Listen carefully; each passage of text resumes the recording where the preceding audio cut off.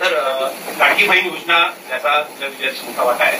2100 रुपये करण्याची घोषणा केली होती. तो निर्णय साधारणतः कधीपर्यंत होणार? आणि दुसरं, आता एक अशी चर्चा सुरू आहे की 1,500 जेव्हा दिले तेव्हा स्मृती कोणती झाली नव्हती. आता 2100 भेटताना स्मृती होणार अशी चर्चा आहे. त्या संदर्भात स्थिती काय?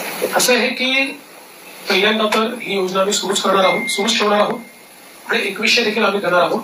आता बजेटच्या वेळी त्याचा आम्ही विचार करू आणि शेवटी आपले सगळे आर्थिक सोर्सेस जे आहेत ते सोर्सेस योग्य प्रकारे चॅनलाइज झाल्यानंतरच आपल्याला ते करता येतं. त्याच्यामुळे ते करण्याचा निर्णय पक्का आहे.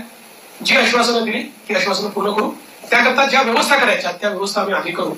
स्क्रुटिनीचा जिथपर्यंत सवाल आहे तिथपर्यंत एवढंच आहे की निकषाच्या बाहेर जर कोणी घेतलं असेल, निकष आपला जो असेल त्याला कोणालाही त्यातनं कमी करायचं नाहीये.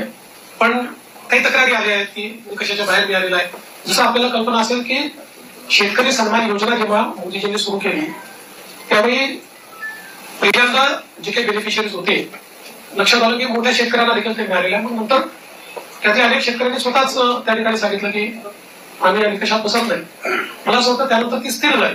अशाच प्रकारे जर ऍपरंटली या योजनेमध्ये काही ज्यांना आपण निकष ठरवलेले आहेत त्या निकषाच्या बाहेरच्या आमच्या बहिणी मिळाल्या तर त्याचा पुनर्विचार होईल. पण सरसकट काही पुनर्विचार वगैरे करण्याचा विषय नाही.